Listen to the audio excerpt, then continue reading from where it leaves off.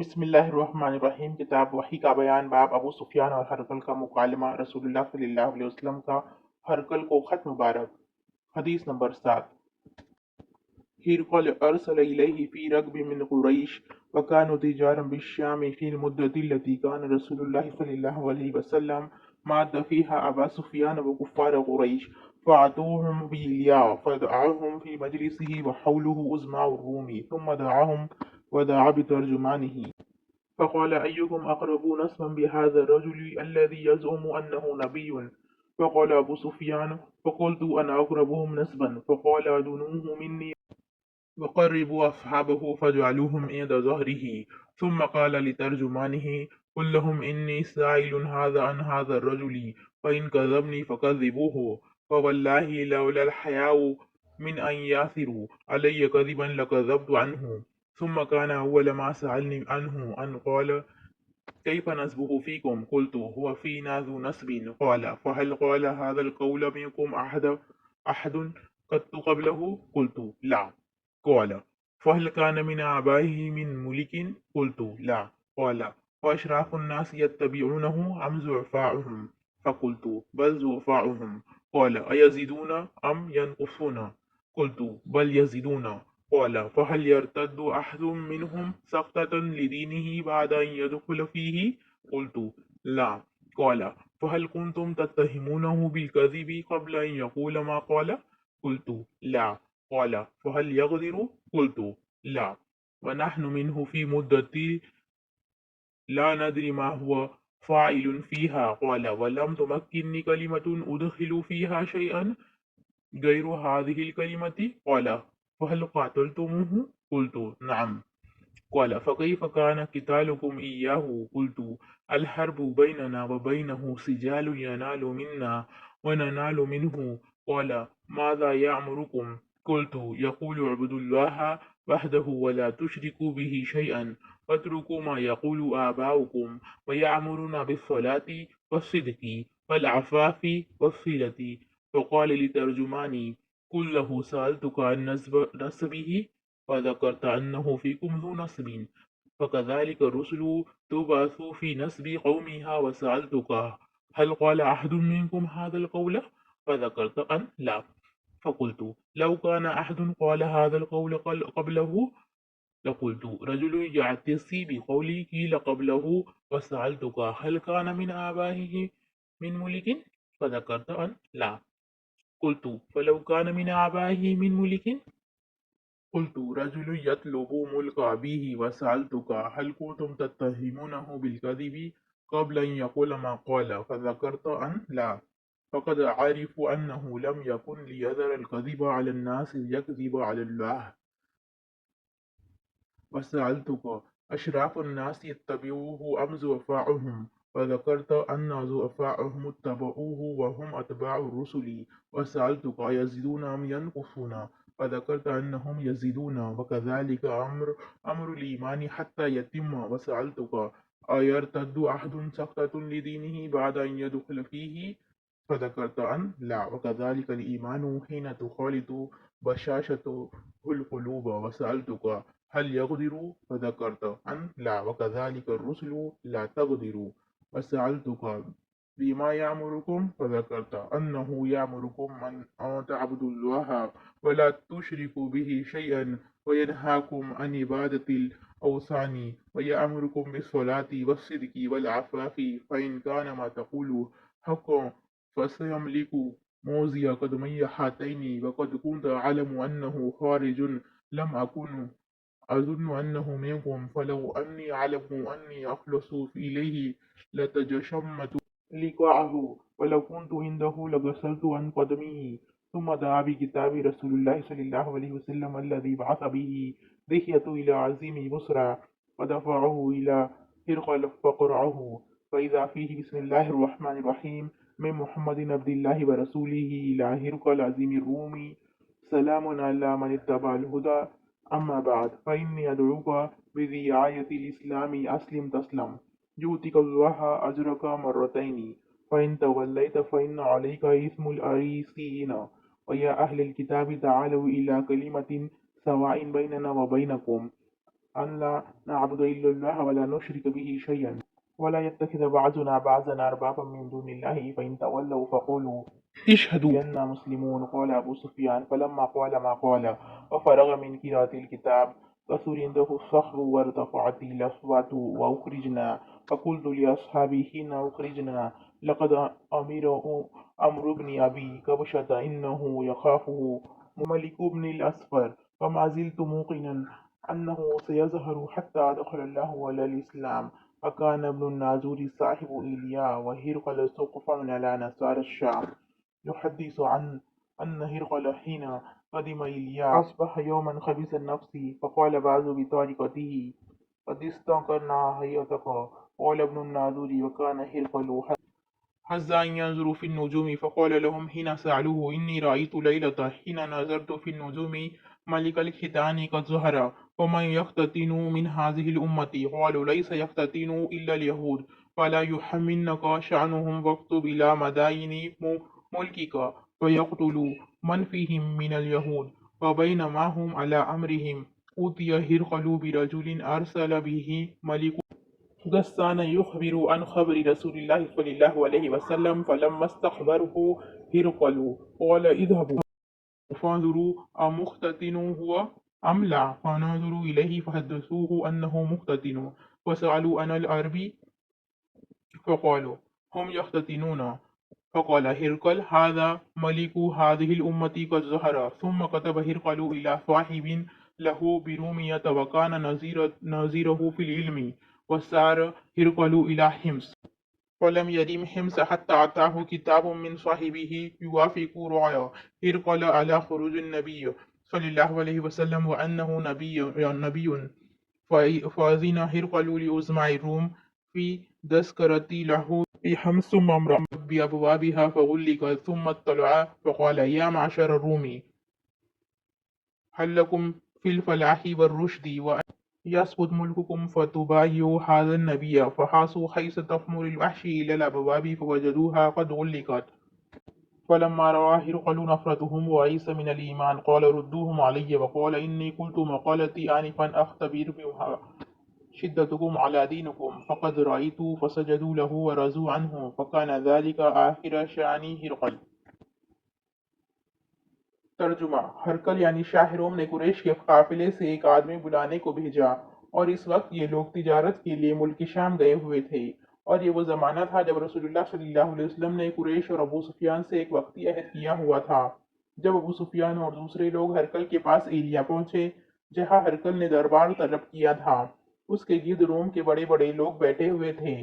ہرقل نے ان کو اور اپنے ترجمان کو بلایا، پھر ان سے پوچھا کہ تم میں سے کون شخص مدعی رسالت کا زیادہ قریبی عزیز ہے. ابو سفیان کہتے ہیں کہ میں بول اٹھا کہ میں اس کا سب سے زیادہ قریبی رشتہ دار ہوں. یہ سن کر ہرقل نے حکم دیا کہ اس کو یعنی ابو سفیان کو میرے قریب لا کر بٹھاؤ اور اس کے ساتھیوں کو اس کی پیٹھ کے پیچھے بٹھا دو. پھر اپنے ترجمان سے کہا کہ ان لوگوں سے کہہ دو کہ میں ابو سفیان سے اس شخص کے یعنی محمد صلی اللہ علیہ وسلم کے حالات پوچھتا ہوں. اگر یہ مجھ سے کسی بات میں جھوٹ بول دے تو تم اس کا جھوٹ ظاہر کر دینا. ابو سفیان کا قول ہے کہ اللہ کی قسم اگر مجھے یہ غیرت نہ آتی کہ یہ لوگ مجھ کو جھٹلائیں گے تو میں آپ صلی اللہ علیہ وسلم کی نسبت ضرور غلط گوئی سے کام لیتا.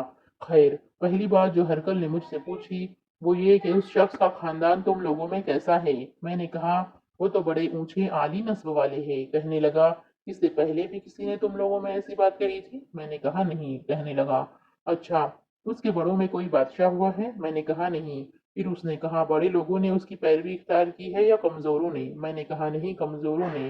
پھر کہنے لگا اس کے تابع دار روز بڑھتے جاتے ہیں یا کوئی ساتھی پھر بھی جاتا ہے؟ میں نے کہا نہیں.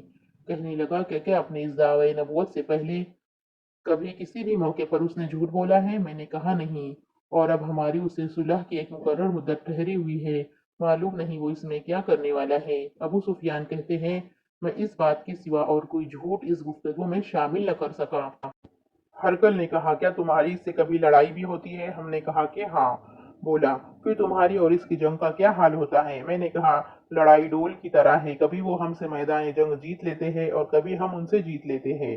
ہرکل نے پوچھا وہ تمہیں کس بات کا حکم دیتا ہے؟ میں نے کہا وہ کہتا ہے کہ صرف ایک اللہ ہی کی عبادت کرو، اس کا کسی کو شریک نہ بناؤ، اور اپنے باپ دادا کی شرک کی باتیں چھوڑ دو، اور ہمیں نماز پڑھنے، سچ بولنے، پرہیزگاری اور صلہ رحمی کا حکم دیتا ہے۔ یہ سب سن کر پھر ہرکل نے اپنے ترجمان سے کہا کہ ابو سفیان سے کہہ دے کہ میں نے تم سے اس کا نسب پوچھا تو تم نے کہا کہ وہ ہمیں عالی نسب ہے، اور پیغمبر اپنی قوم میں عالی نسب ہی بھیجے جایا کرتے ہیں۔ میں نے تم سے پوچھا کہ دعوی نبوت کی یہ بات تمہارے اندر اس سے پہلے کسی اور نے بھی کہی تھی تو تم نے جواب دیا کہ نہیں۔ تب میں نے اپنے دل میں کہا کہ اگر یہ بات اس سے پہلے کسی نے کہی ہوتی تو میں سمجھتا کہ اس شخص نے بھی اسی بات کی تقلید کی ہے جو پہلے کہی جا چکی ہے۔ میں نے تم سے پوچھا کہ اس کے بڑوں میں کوئی بادشاہ بھی گزرا ہے؟ تم نے کہا کہ نہیں۔ تو میں نے دل میں کہا کہ ان کے بزرگوں میں سے کوئی بادشاہ ہوا ہوگا تو کہہ دوں گا کہ وہ شخص اس بہانے اپنے آبا و اجداد کی بادشاہت اور ان کا ملک دوبارہ حاصل کرنا چاہتا ہے۔ اور میں نے تم سے پوچھا کہ اس بات کے کہنے یعنی پیغمبری کا دعویٰ کرنے سے پہلے تم نے کبھی اس کو دروغگوئی کا الزام لگایا ہے؟ تم نے کہا کہ نہیں۔ تو میں نے سمجھ لیا کہ جو شخص آدمیوں کے ساتھ دروغگوئی سے بچے وہ اللہ کے بارے میں کیسے جھوٹی بات کہہ سکتا ہے۔ اور میں نے تم سے پوچھا کہ بڑے لوگ اس کے پیرو ہوتے ہیں یا کمزور لوگ؟ تم نے کہا کمزوروں نے اس کی اتباع کی ہے، تو دراصل یہی لوگ پیغمبروں کے متبعین ہوتے ہیں۔ اور میں نے تم سے پوچھا کہ اس کے ساتھی بڑھ رہے ہیں یا کم ہو رہے ہیں؟ تم نے کہا کہ وہ بڑھ رہے ہیں، اور ایمان کی کیفیت یہی ہوتی ہے حتیٰ کہ وہ کامل ہو جاتا ہے۔ اور میں نے تم سے پوچھا کہ آیا کوئی شخص اس کے دین سے ناخوش ہو کر مرتد بھی ہو جاتا ہے؟ تم نے کہا نہیں۔ تو ایمان کی خاصیت بھی یہی ہے، جن کے دلوں میں اس کی مسرت رچ بس جائے وہ اسے لوٹا نہیں کرتے۔ اور میں نے تم سے پوچھا کہ آیا وہ کبھی عہد شکنی کرتے ہیں؟ تم نے کہا نہیں۔ پیغمبروں کا یہی حال ہوتا ہے، وہ عہد کی خلاف ورزی نہیں کرتے۔ اور میں نے تم سے کہا کہ وہ تم سے کس چیز کے لیے کہتے ہیں؟ تم نے کہا کہ وہ ہمیں حکم دیتے ہیں کہ اللہ کی عبادت کرو، اس کے ساتھ کسی کو شریک نہ ٹھہراؤ، اور تمہیں بتوں کی پرستش سے روکتے ہیں، سچ بولنے اور پرہیزگاری کا حکم دیتے ہیں۔ لہٰذا اگر یہ باتیں جو تم کہہ رہے ہو سچ ہے تو عنقریب وہ اس جگہ کا مالک ہو جائے گا کہ جہاں میرے یہ دونوں پاؤں ہیں۔ مجھے معلوم تھا کہ وہ پیغمبر آنے والا ہے، مگر مجھے یہ معلوم نہیں تھا کہ وہ تمہارے اندر ہوگا۔ اگر میں جانتا کہ اس تک پہنچ سکوں گا تو اس سے ملنے کے لیے ہر تکلیف گوارا کرتا، اگر میں اس کے پاس ہوتا تو اس کے پاؤں دھوتا۔ ہرکل نے رسول اللہ صلی اللہ علیہ وسلم کا وہ خط منگایا جو آپ نے دہیہ کلبی رضی اللہ عنہ کے ذریعے حاسم بصرہ کے پاس بھیجا تھا، اور اس نے وہ ہرکل کے پاس بھیج دیا تھا۔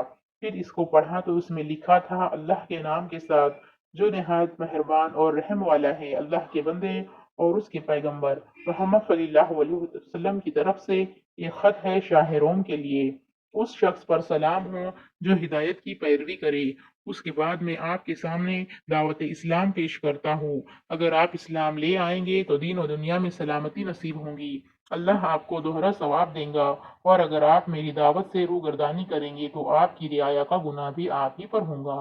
اور اے اہل کتاب، ایک ایسی بات پر آ جاؤ جو ہمارے اور تمہارے درمیان یکساں ہے، وہ یہ کہ ہم اللہ کے سوا کسی کی عبادت نہ کریں اور کسی کو اس کا شریک نہ ٹھہرائے، اور نہ ہم میں سے کوئی کسی کو اللہ کے سوا اپنا رب بنائے۔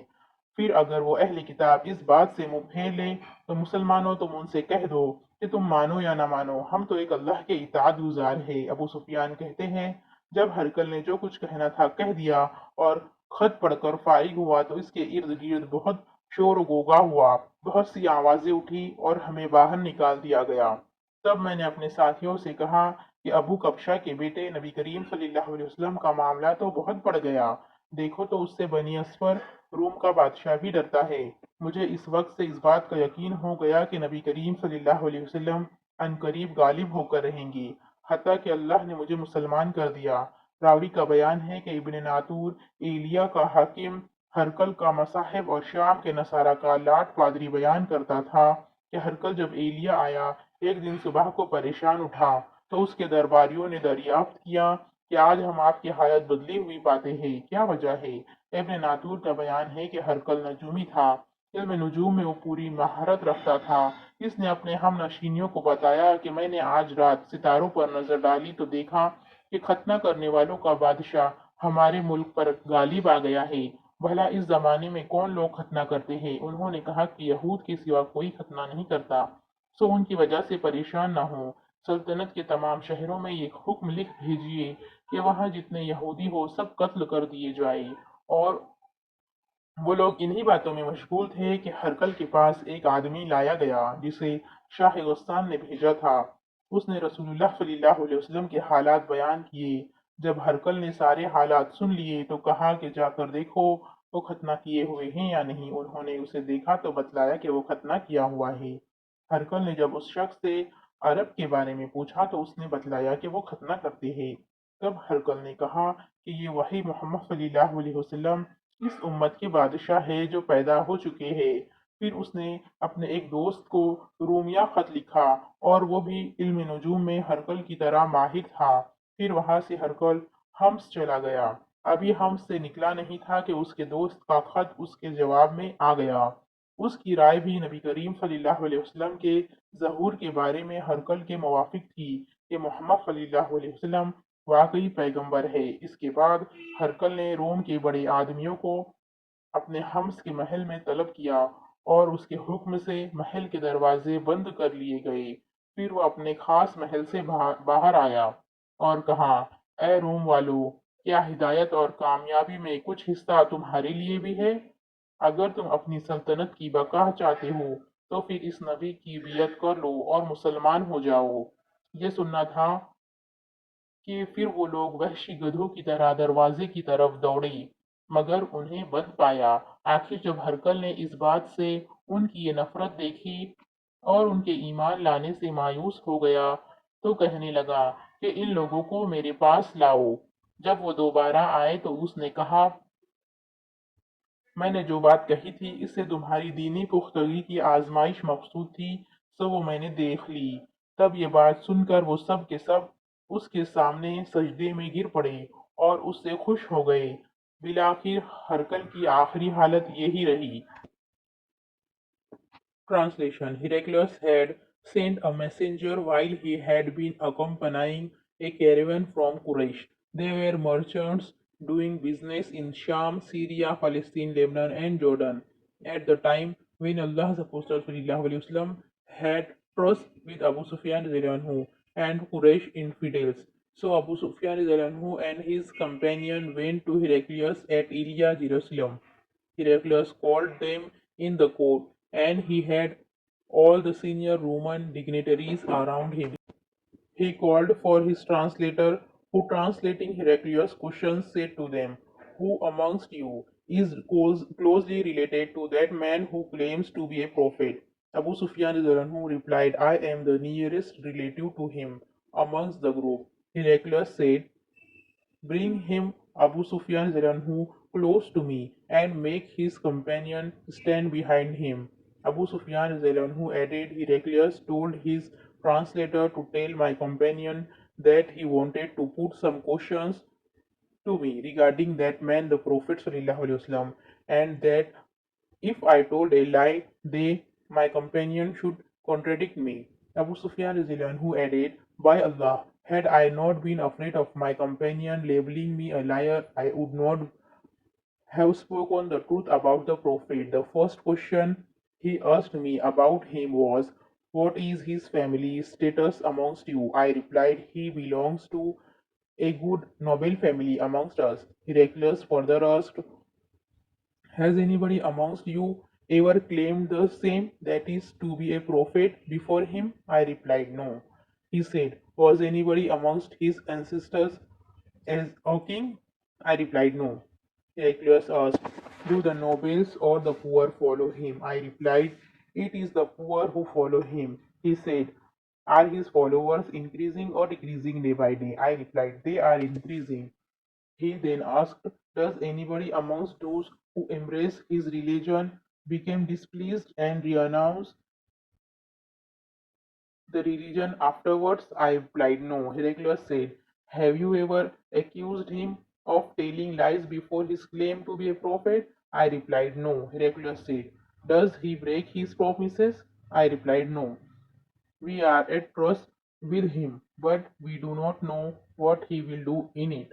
I could not find opportunity to say anything against him, except that Heraclius asked, "Have you ever had a war with him?" I replied, "Yes." Then he said, "What was the outcome of the battles?" I replied, "Sometimes he was victorious and sometimes we." Heraclius said, "What does he order you to do?" I said, "He tells us to worship Allah and Allah alone, and not to worship anything along with Him, and to renounce all that our ancestors had said. He orders us to pray, to speak the truth, to be chaste, and to keep good relations with our kith and kin." Heraclius asked the translator to convey to me the following: "I asked you about his family, and your reply was that he belongs to a very noble family. In fact, all the apostles come from noble families amongst their respective peoples. I questioned you whether anybody else amongst you claims such a thing." Your reply was in negative. If the answer had been in affirmative, I would have thought that this man was following the previous man's statement. Then I asked you whether any one of his ancestors was a king. Your reply was in the negative, and if it had been in affirmative, I would have thought that this man was wanted to take back his ancestral kingdom. I further asked whether he was ever accused of telling lies before he said what he said, and your reply was in the negative. So I wondered how a person who does not tell a lie about others could ever tell a lie about Allah. I then asked you whether the rich people followed him or the poor. Your reply was it was the poor who followed him. And in fact, all the apostles have been followed by this very class of people. Then I asked you whether his followers were increasing or decreasing. You replied that they were increasing, and in fact, this is the way of true faith till it is complete in all respect. I further asked you whether there was anybody who, after embracing his religion, became displeased and discarded his religion. Your reply was in the negative, and in fact, this is the sign of true faith when its delights enters the hearts and mixes with them completely. I asked you whether he had ever betrayed. You replied in the negative, and likewise the apostle never betrayed.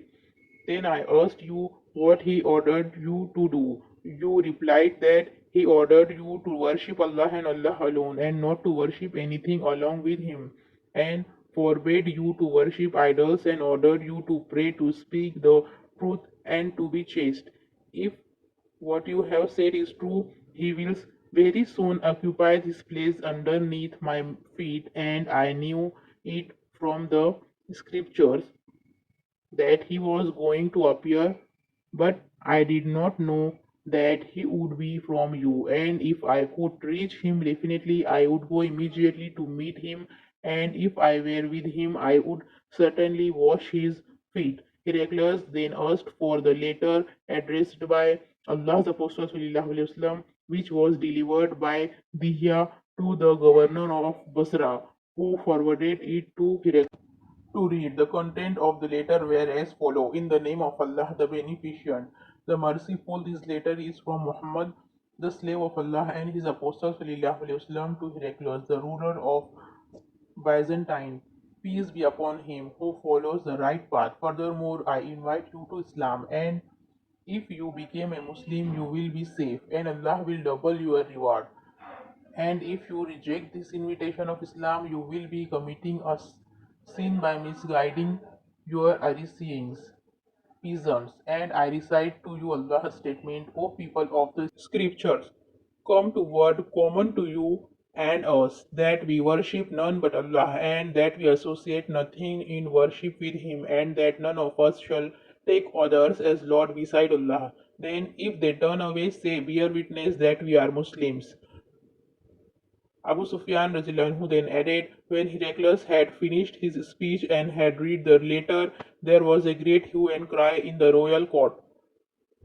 So we were turned out of the court. I told my companion that the question of Ibn Abi Kabsha, the Prophet Muhammad ﷺ, has become so prominent that even the king of Bani al-Asfar is afraid of him. Then I started to become sure that the Prophet would be the conqueror in the near future till I embraced Islam. That is, Allah guided me to it. The sub narrator adds, Ibn Natu was the governor of Ilya, and Heraclius was the head of the Christian of Sham. Ibn Natur narrates that once while Heraclius was visiting Ilya, he got up in the morning with a sad mood. Some of his priests asked him why he was in that mood. Heraclius was a foreteller and an astrologer. He replied, "At night, when I looked at the stars, I saw that the leader of those who practice circumcision had appeared become the conqueror. Who are they? Who practice circumcision?" The people replied, "Except the Jews, nobody practices circumcision, so you should not be afraid of them. Just issue orders to kill every Jew present in the country." While they were discussing it, a messenger sent by the king of Ghassan to convey the news of Allah's Apostle ﷺ to Heraclius was brought in. Having heard the news, he ordered the people to go and see whether the messenger of Ghassan was circumcised. The people, after seeing him, told Heraclius that he was circumcised. Heraclius then asked him about the Arabs. The messenger replied, "Arabs also practice circumcision." After hearing that, Heraclius remarked that sovereignty of the Arabs had appeared. Heraclius then wrote a letter to his friend in Rome, who was as good as Heraclius in knowledge. Heraclius then left for Homs, a town in Syria, and he stayed there till he received the reply of his letter from his friend, who agreed with him in his opinion about the emergence of the Prophet ﷺ and the fact that he was a prophet. On that, Heraclius invited all the heads of Byzantines to assemble in his palace at Homs. When they assembled, he ordered that all the doors of his palace be closed. Then he came out and said, "O Byzantines, if success is your desire and if you seek right guidance and want your empire to remain, then give a pledge of allegiance to this Prophet ﷺ, that it embrace Islam." On hearing the views of Heraclius, the people ran toward the gates of the palace like onagers, but found the door closed. Heraclius realized their hatred toward Islam and he lost the hope of their embracing Islam. He ordered that they should be brought back in audience. When they returned, he said, "What already said was just to test the strength of your conviction, and I have seen it." The people prostrated before him and became pleased with him. And this was the end of Heraclius' story in connection with his faith.